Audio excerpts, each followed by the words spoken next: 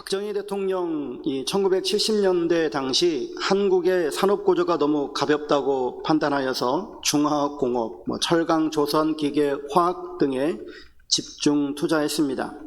당시 국민들과 야당의 반대도 심했고 당장 눈에 띄는 성과도 없었지만 훗날 이 기반 위에서 현대자동차, 삼성전자, 포스코 등이 세계적인 기업으로 성장하게 됩니다. 본인은 그 열매를 충분히 보지 못했지만 철저한 준비로 후대가 누릴 산업 기반을 다진 것이죠. 또 일제강점기 독립운동을 했던 사람들은 실제로 많은 조롱과 회의적인 시선을 받아야만 했습니다. 그렇게 한다고 독립이 되냐? 지금 힘도 없는데 무슨 독립이냐?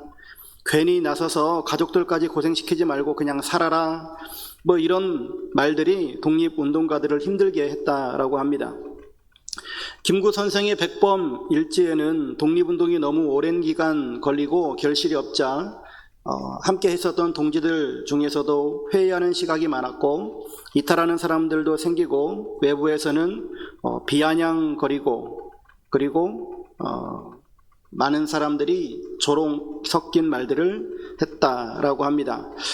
그때마다 김구 선생은 나는 내 나라가 독립하는 것을 보지 못하고 죽더라도 독립을 위한 씨앗을 뿌리는 것이 나의 사명이다 라고 믿고 행동했다라고 합니다. 사실 독립운동은 오늘 결과를 바라고 하는 것은 아니거든요. 우리가 하지 아니하면 우리의 자손들이 끊임없이 그러한 억압 속에 살아가야 하니까 그래서 하는 것이죠. 정의와 진실은 시간이 걸려도 반드시 역사의 방향을 바꿉니다. 우리는 이기기 위해서 싸우는 것이 아니라 옳기 때문에 싸워야 할 줄도 알아야겠죠. 요즘에 드라마 중에 미지의 서울 보시는 분 계십니까? 거기도 최근 그런 내용들이 나오는데 상사들이 자신들의 비리를 덮기 위해서 옳은 말 하는 그런 부하 직원들을 내쫓기도 하고 그리고 병만 보게 하기도 하고 완전히 왕따시키는, 사실 그런 일들은 실제 우리 사회 구조 속에서 비일비재하게 일어나는 일이거든요. 근데 우리는 옳은 것을 위해서 싸우기보다 나만 아니면 돼 라고 하는 생각을 갖는 경우들도 상당히 많죠. 작년 12월 3일 계엄이 발생했을 때 사람들이 국회로 모이고 대통령 탄핵 집회에도 나갔었던 것들, 그것은 이것이 옳은 일이다라고 생각했기 때문에 그러한 일들을 했을 겁니다. 이제 역대상으로 오게 되어지면 역대상은 1장부터 9장까지 족보 이야기가 나오고요. 10장에는 사울의 죽음을 간단하게 다루고 그 다음에 11장부터 20장까지 다윗이 하나님과 함께 하심으로 말미암아 점점 강성하여지고 나라의 기틀을 세우고 그리고 그 나라가 대내외적으로 굳건해지는, 강성해지는 모습들을 보게 되어집니다. 그리고 22장부터 마지막까지 보면 성전 건축을 준비하는 내용들을 다루고 있는데요. 다윗에게는 꿈이 있습니다. 그것은 성전을 건축하는 거고요. 그래서 다윗은 준비합니다. 사람을 모으고 석수를 시켜 돌을 다듬고 철을 준비하고 놋을 많이 준비하고 백향목 등 수많은 준비를 하죠. 그러나 아쉽게도 다윗은 성전을 건축하지 못합니다. 하나님은 다윗에게 성전 짓는 것을 허락하지 않으시는데 8절 말씀 보면 너는 피를 심히 많이 흘렸고 크게 전쟁하였느니라. 내가 내 앞에서 땅에 피를 많이 흘렸은즉 내 이름을 위하여 성전을 건축하지 못하리라 라고 하나님이 다윗에게 말씀하셨다라고 합니다. 근데 오해하지 말아야 될 부분이 있습니다. 이것은 다윗이 사람들의 피를 많이 흘린 죄 때문에 성전을 건축하지 못하는 것이 아니에요. 솔로몬이 성전 건축하는 그 배경을 보게 되어지면 이렇게 설명합니다. 열왕기상 5장 3, 4절인데요. 당신도 알거니와 내 아버지 다윗이 사방의 전쟁으로 말미암아 그의 하나님 여호와의 이름을 위하여 성전을 건축하지 못하고 전쟁 때문에 못했다는 겁니다. 여호와께서 그의 원수들을 그의 발바닥 밑에 두시기를 기다렸나이다. 그러니까 나라가 다 안정이 되어지고 모든 나라들을 다 잠잠하게 한 이후에 그때까지 하나님이 기다리셨다. 이제 내 하나님 여호와께서 내게 사방에 태평을 주심에 원수도 없고 재앙도 없도다. 그렇기 때문에 성전을 지을 수가 있다 라고 말하는 거예요. 다윗이 성전을 짓지 못한 것은 피 흘린 범죄 때문이 아니라 아직도 이스라엘의 태평, 즉 안식이 없었기 때문이다 라고 하는 겁니다. 다윗은 전쟁 때문에 성전을 건축할 여유가 없었던 거죠.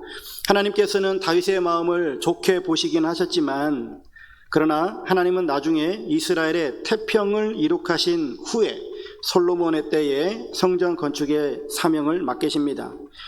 다윗이 행한 전쟁, 그 전쟁은 하나님 나라인 이스라엘을 세우기 위한 거룩한 전쟁이었거든요.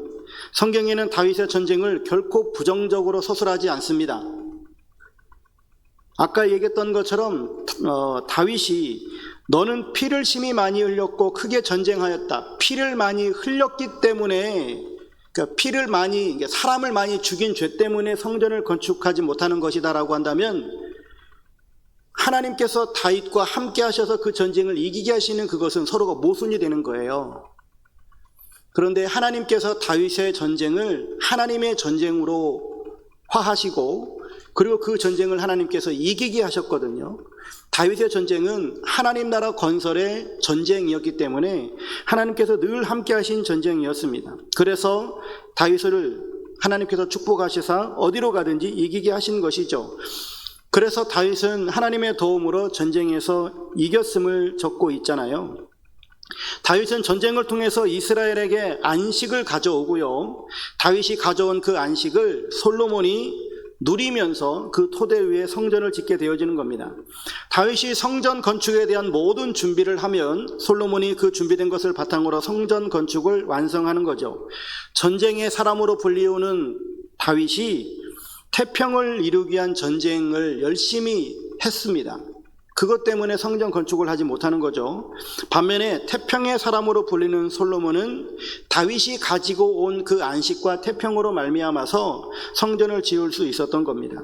다시 말하면 다윗은 성전 건축의 준비자이고, 어떤 준비를 했을까요? 나라의 태평을 위해서, 그리고 물질들을 위해서 준비를 했고, 솔로몬은 성전 건축의 완성자로 역대상에서는 그려지고 있습니다.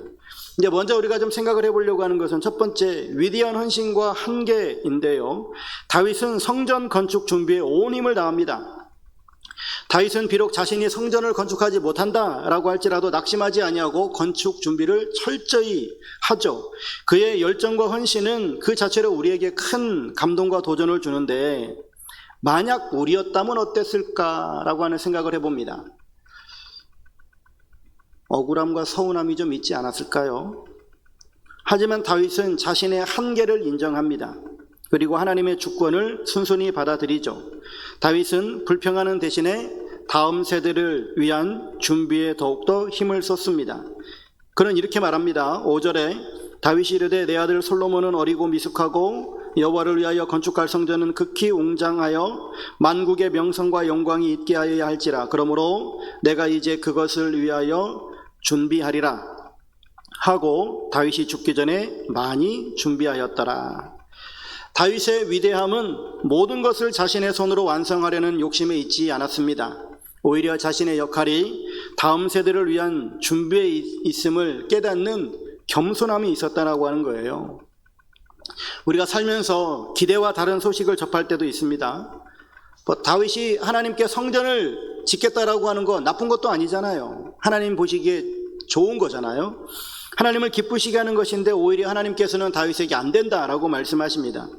보통 거절당하면 우리는 마음속으로 화가 치밀기도 하고 섭섭한 마음도 있고 그런 마음들이 생기는데, 나를 위한 것도 그럴 수 있는데 하물며 상대를 위한 정말 호의를 가지고 이렇게 했는데 상대가 그것을 거절하면 더 기분이 안 좋아질 수도 있는 거 아니겠습니까? 그런데 다윗은 그렇게 반응하지 않죠. 왜냐하면 다윗이 가진 그러한 하나님을 향한 그 성전 건축의 마음은 믿음의 소원이었기 때문에 그래요. 다윗에게 성전 건축은 다윗 자신을 성공시키기 위한 것이나 성과가 아니었다라고 하는 겁니다.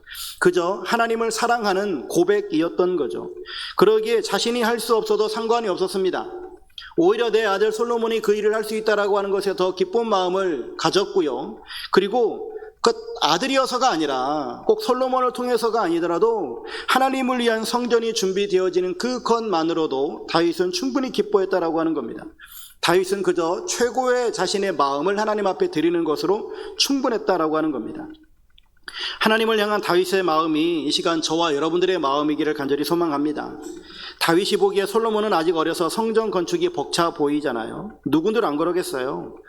저도 처음 개척하면서 상가 리모델링을 할 때 음향은 어떻게 해야 되고 영상, 전기, 공간 배치 생각할 게 너무나 많아서 정말 힘들었거든요. 작년에 여기를 리모델링 할 때도 마찬가지였죠.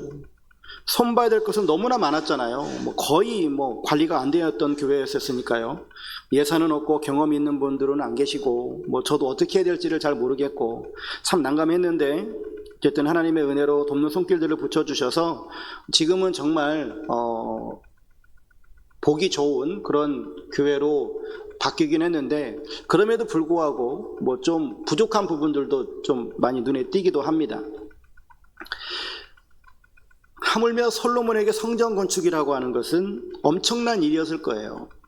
그 전까지 성전이 있어 본 적도 없잖아요. 그래서 다윗은 솔로몬이 할 수 있을 정도로 다윗은 준비합니다. 온 힘을 다해서 준비하죠. 다윗이 하나님께 들었던 표면적인 이야기는 너는 성전 건축을 할 수 없다라고 였었습니다. 거절당한 거죠. 거절당하면 많은 사람들이 거기에 상실감을 가지고요. 그리고 남이 하는 것도 막아버리는 이런 경우들이 정말로 많아요. 내가 못하면 너도 하면 안 돼. 이런 식으로 우리 주변에서 그런 일들이 많이 발생합니다. 그런데 다윗은 그 이야기를 들음에도 불구하고 달리 생각한 것 같아요. 왜냐하면 그가 많은 준비를 하잖아요.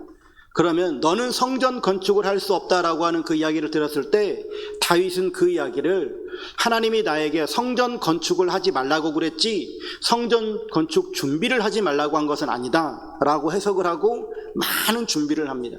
내 아들 솔로몬을 통해서 하나님께서 성전 건축을 하실 것이다 라고 하는 소리를 들었기 때문에 내 아들을 위해서 그리고 그 아들이 하나님께 성전 건축을 하기 위해서 부족함이 없도록 풍성하게 준비하는 이러한 모습을 봅니다. 이게 바로 비전이고 이게 바로 진실한 믿음 아니겠습니까? 우리의 삶을 돌아보면 나는 누군가를 위해서 또 무엇을 준비하고 있는가라고 하는 것을 생각해 보았으면 좋겠습니다. 여러분들의 인생에 있어서 나는 지금 무엇을 준비하여야 하는가, 그리고 하나님의 뜻을 위하고 하나님의 나라를 위해서 무엇을 준비하고 있는가, 교회를 위해서는 우리는 무엇을 또한 준비를 해야 하는가 라고 하는 부분들을 우리가 생각해 보았으면 좋겠습니다. 여러분, 교회 안에는 중보해야 될 사람들도 있고요, 또한 도와야 되는 손길들도 분명히 있을 겁니다. 하나님의 나라를 위해서 내가 준비해야 될 것, 사랑으로 행해야 될 것들이 여러 가지가 있을 거라고 하는 것이죠. 특별히 우리 교회 안에는 우리 교회의 사명이 있고 비전이 있잖아요. 우리 교회의 비전을 위해서, 그리고 저 153 비전을 우리가 이루어가기 위해서 우리는 무엇을 해야 되는가? 내가 뭘 거창한 걸 하려고 하는 것이 아니라 교회에서 행하는 어떤 목회 계획에 따라서 어떤 일들을 해 나아갈 때에 내가 거기에 준비되어지는 자로 참여하여서 나도 우리 교회에 앞으로 나아가는 그런 발걸음들에 우리 모든 성도들이, 저는 전교인의 전도인화, 전교인의 교사화가 되어지기를 원하니까 특별히 지금 교사화 되기 위해서 우리가 한 걸음씩 나가고 있으니 나도 준비된 자로서 교사화 될 수 있도록 양육받고 또한 양육해 갈 수 있도록 한 걸음 한 걸음 우리가 준비해 나가는 그런 일들을 해야 될 겁니다.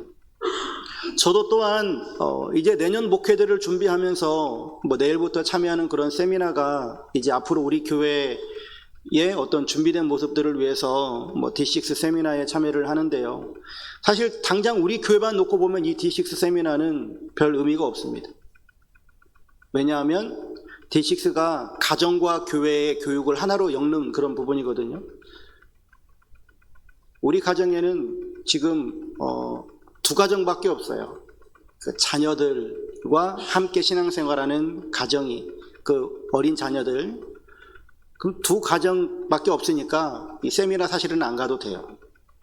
그런데 언제까지 이 두 가정만 있을 거는 아니라고 생각을 합니다. 하나님께서 분명히 보내주실 것이고 또한 다음 세대들이 준비되어질 것이라고 하는 믿음으로 이 D6 세미나에 참여를 하거든요.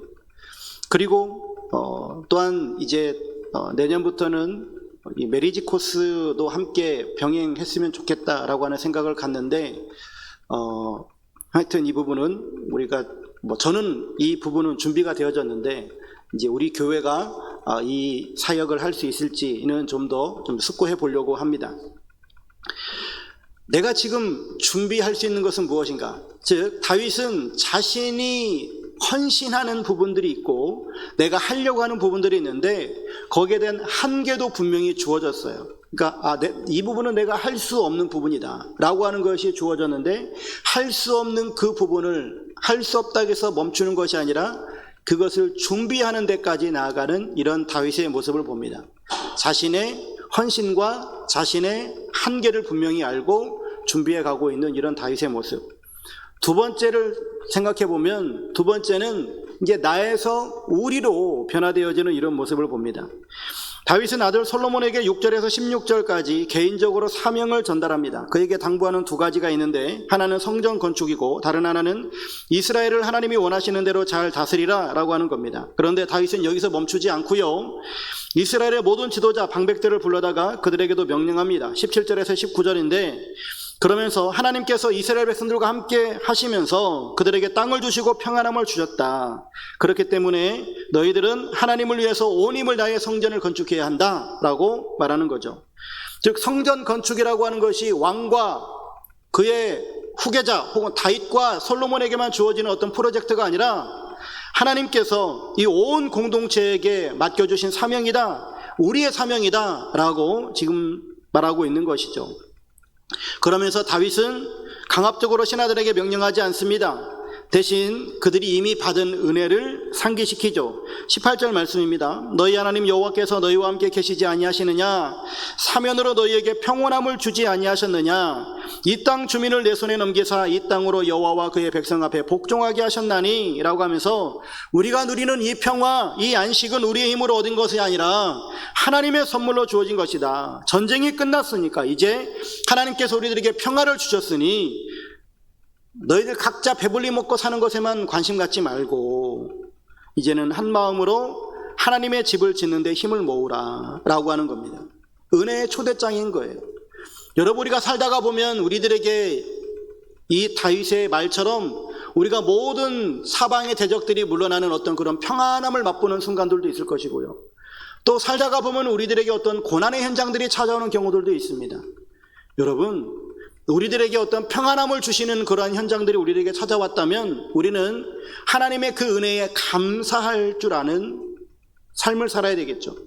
그리고 우리들에게 고난이 찾아왔다라고 한다면 그 고난으로 말미암아서 하나님을 더 바라보게 하시고 하나님께 더 나아갈 수 있게 하시는 그 은혜의 초대장임을 우리는 알아야 됩니다.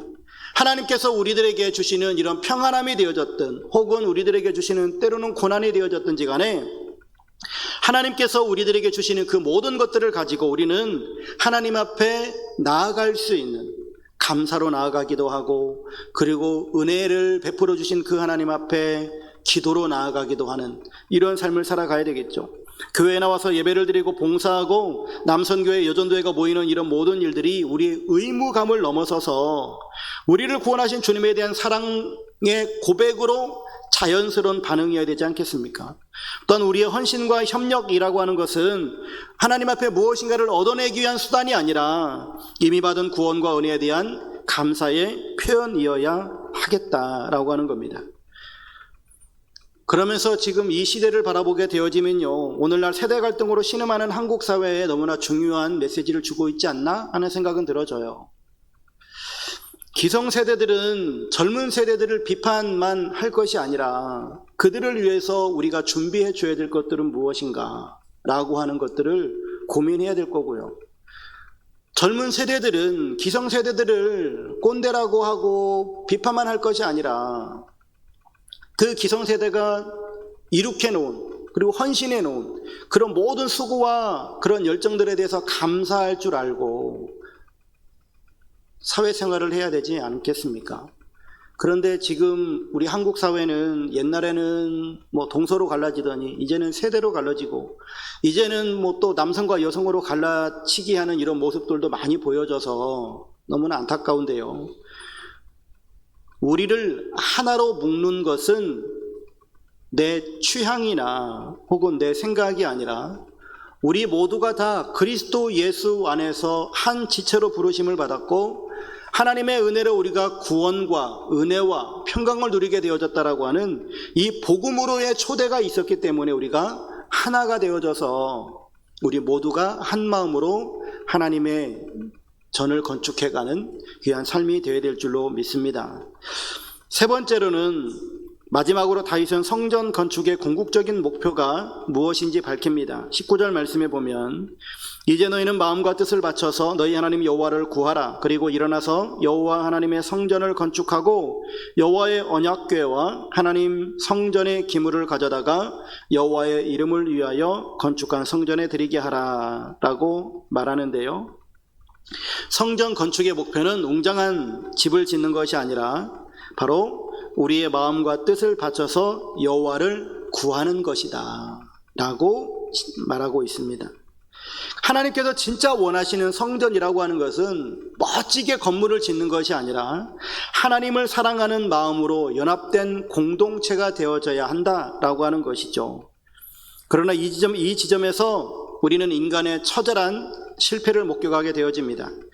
이스라엘 백성들은 그 위대한 명령 앞에서 실패하죠. 그들의 마음은 분열되어졌고요. 솔로몬이 지은 그 화려한 성전마저 우상의 소굴이 되어지고 마는, 결국 그러다가 파괴되어지고 마는 그런 결과를 초래합니다. 마음과 뜻을 다해서 하나님을 구하고 서로 연합해야 되는 그 명령 앞에서 인생은 실패하게 되어졌다라고 하는 겁니다. 우리의 희망은 그럼 어디에 있어야 될까요? 참된 성전이고 완벽한 건축자이신 우리 주 예수 그리스도께 있습니다. 진정한 성전은 건물이 아니라 예수님을 머리로 하고 우리는 서로 유기적으로 연합한 지체임을 알고 모이는 이 모임이거든요. 건물이 성전이 아니라 내가 성전이잖아요. 고린도전서 3장 16절에 너희가 하나님의 성전인 것과 하나님의 성령이 너희 안에 계시는 것을 알지 못하느냐. 우리가 성전이고요. 이거는 예배당이죠. 그냥 유형의 교회이고 또 무형의 교회는 내 자신이고요. 성전은 내 안에 있습니다. 내가 성전입니다. 그럼 우리가 진정으로 성전으로 세워져 간다라고 하는 것은 우리가 드리는 예배, 기도, 그리고 성실하게 드리는 헌금, 성도 간에 따뜻하게 인사하는 그런 미소, 우리의 삶의 자리에서 그리스도인으로 살아내려고 하는 그런 몸부림들, 이런 모든 것들이 교회를 소중하게 세워가는 그런 건축물이 되어진다라고 하는 겁니다. 그런 재료가 된다라고 하는 것이죠. 우리 모두는 교회에서 구경꾼이 아니라 정말로 하나님의 집을 세워가는 소중한 그리고 필수적인 그런 지체이고 재료이다 라고 하는 이 사실을 잊지 말아야겠습니다. 말씀을 정리하겠습니다. 각 사람에게는 각기 다른 사명을 하나님께서 맡기시는데 준비하는 사람이 되십시오. 옛말에 양병 10년 용병 1일이라고 하는 말이 있습니다. 병사를 양성하는 데는 10년이 걸리지만 그 병사를 사용하는 것은 하루다라고 하는 것이죠. 다시 말하면 하루를 쓰려고 10년을 준비하는 겁니다. 그처럼 인생은 상당한 나날들이 바로 준비하는 인생인데, 이런 준비된 인생들이 있는 것처럼 또한 준비하는 교회도 되어야 될 겁니다. 우리 교회도 성도들이 오순도순 가족적인 사랑을 나누는 공동체에서 머무는 것이 아니라 선한 영향력을 미치는 인물들을 길러내야 하겠죠. 각자 자기 분야에서 선한 영향력을 미치는 인물, 또한 그런 성도가 되려고 힘쓰고, 또한 모두가 교회의 숨은 봉사자, 숨은 조력자가 되시면 좋겠습니다. 저도 영향력 있는 교회 모델의 꿈을 꾸고 나름대로 열심히 준비하고 또 설교도 하고 하지만 참 교회의 외적인 성장은 이렇게 더딥니다.